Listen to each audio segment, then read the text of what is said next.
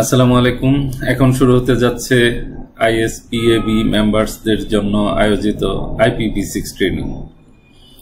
ট্রেনিংটি আয়োজন করেছেন Rashedur Rahman Rajan, managing director one sky communications limited, director internet service providers association of Bangladesh ISPAB। প্রথমে আমরা জেনে নিচ্ছি আমাদের এই প্রশিক্ষণ পর্ব থেকে কি কি শিখব। আমরা শিখব IPv6 এর স্ট্রাকচার, এটা দেখতে কেমন, এর গঠন কেমন, এর বৈশিষ্ট্য কি, এগুলো। টাইপস অফ IPv6 কত প্রকারের, কি কি, সেগুলো। ইজি সাবনেটিং, খুব সহজ কিছু পদ্ধতিতে আমরা কিভাবে সহজে মনে রাখতে পারি এবং সাবনেট ক্যালকুলেশন করতে পারি, সেই সহজ পদ্ধতিটি আমরা শিখব।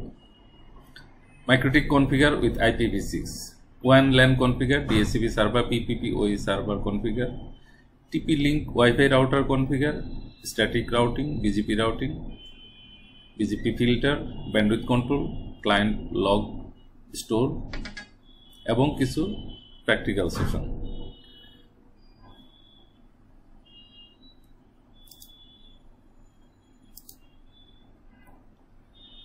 প্রথমে আমরা দেখে নিচ্ছি 2022 সাল 23 সালের দিকে আমাদের দেশে IPv6 এর ইমপ্লিমেন্টেশন কেমন ছিল।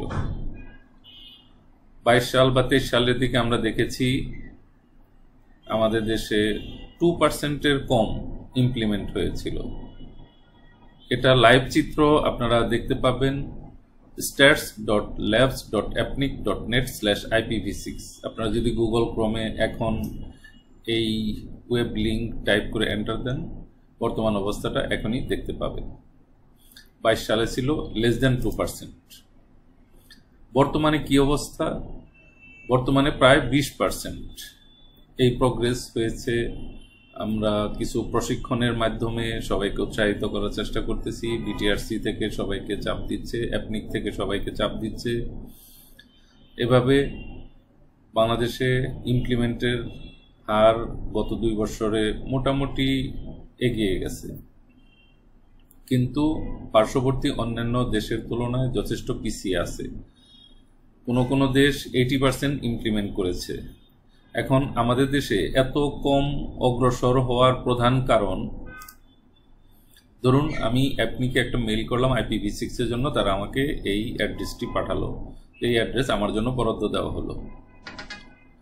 IIGর কাছে আমি পেয়ারিং IP চাইলাম, তারা আমাকে এই আইপিটা দিল। এরকম কিছু তথ্য আমরা পেলাম, কিন্তু আমরা কনফিগার করতে পারতেছি না, কারণ আমরা যে আইপিটা পেয়েছি এটা বুঝতেছি না এবং এটার কনফিগারগুলো আমাদের কাছে দুর্বোধ্য মনে হয় এবং কিছু ডিভাইস আছে যে এই কনফিগারগুলো সাপোর্ট করে না। এই সমস্ত কারণে আমরা পিছিয়ে আছি।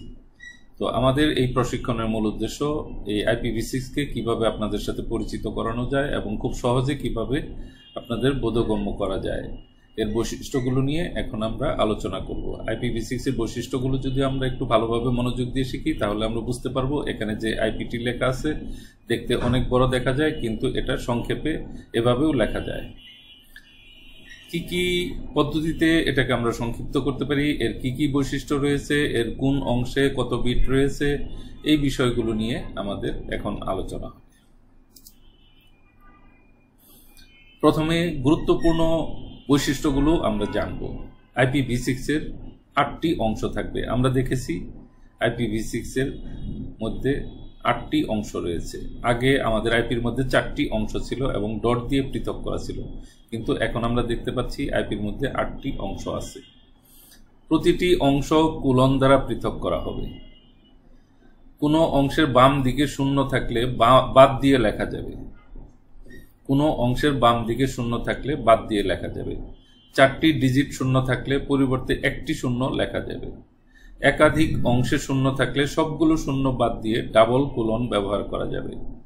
একটি আইপির মধ্যে 2বার ডাবল কোলন দেওয়া যাবে না। এই সব শর্তগুলো মেনে আমরা নিচের আইপিটাকে সংক্ষিপ্তভাবে লিখেছি এভাবে। যেখানে 4টা শূন্য ছিল সেখানে আমরা 1টা শূন্য লিখেছি। যেখানে অনেকগুলো শূন্য ছিল সেগুলো ডাবল কোলন দিয়ে তুলে দিয়েছি, বাম দিকের শূন্য বাদ দিয়েছি। আমরা চাইলে ডান দিকের শূন্য বাদ দিতে পারবো না, আমরা চাইলে শুধুমাত্র বাম দিকের শূন্য বাদ দিতে পারবো। IPv6 এর আরো কিছু গুরুত্বপূর্ণ বৈশিষ্ট্য হচ্ছে প্রতিটি অংশে 16 বিট থাকবে। আমরা জানি 8টি অংশ, 8 × 16, মোট আইপির দৈর্ঘ্য হবে 128 বিট। প্রতিটি অংশের 4টি ডিজিট থাকবে। ডেসিমাল বা দশকের পরিবর্তে এই ডিজিটগুলো হেক্সাডেসিমাল হবে। অর্থাৎ ডেসিমালের মধ্যে আমরা দেখতাম 0 থেকে 9 পর্যন্ত যাওয়ার পরে 10 আসতো, কিন্তু এখানে 0 থেকে 9 এর পরে A আসবে, B, C, D, E, F আসবে। অর্থাৎ প্রতিটা ডিজিটের মান 16 পর্যন্ত বৃদ্ধি পাবে। 0, 1, 2, 3, 4, 5, 6, 7, 8, 9, A, B, C, D, E, F পর্যন্ত যাওয়ার পরে 1, 0 আসবে। এক একটা ঘরে তাহলে আমরা 16টা করে মান পাচ্ছি, যেটা ডেসিমালের পরিবর্তে হেক্সাডেসিমাল ব্যবহৃত হচ্ছে। IPv6 এর শেষে /বিট লেখা থাকবে, কোনো সাবনেট মাস্ক। আগে উইন্ডোজের মধ্যে যেরকম সাবনেট মাস্ক দেখা যেত এরকম কিছু থাকবে না, উইন্ডোজের মধ্যেও এখন বিট দিয়ে লেখা হবে IPv6 এর ক্ষেত্রে।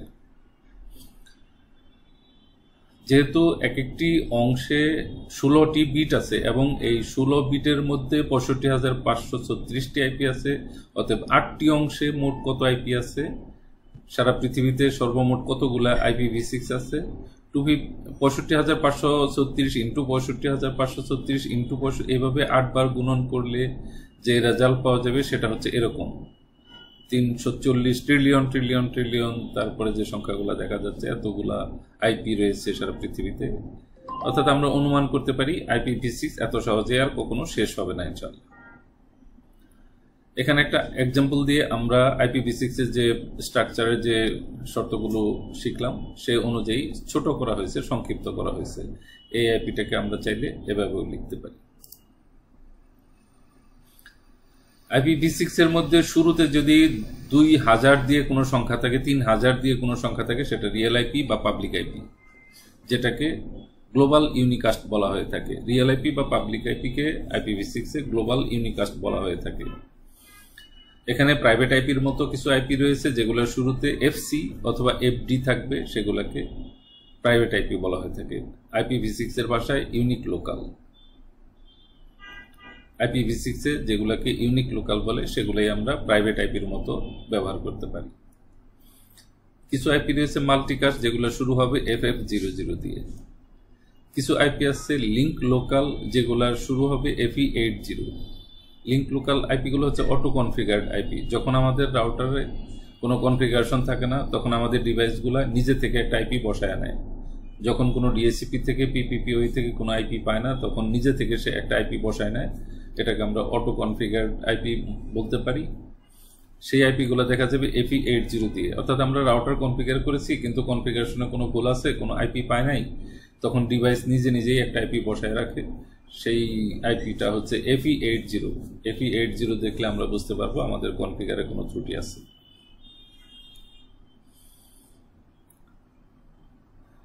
IPv6 এর মধ্যে এনিকাস্ট নামে আরেক ধরনের আইপি আছে, যেটা মাল্টিপল ডিভাইসে ইউজ করা যায়। IPv6 এর লুপব্যাক আইপিটাকে ::1/128 হিসেবে লেখা হয়। IPv4 এ যেটা 127.0.0.1 লেখা হতো।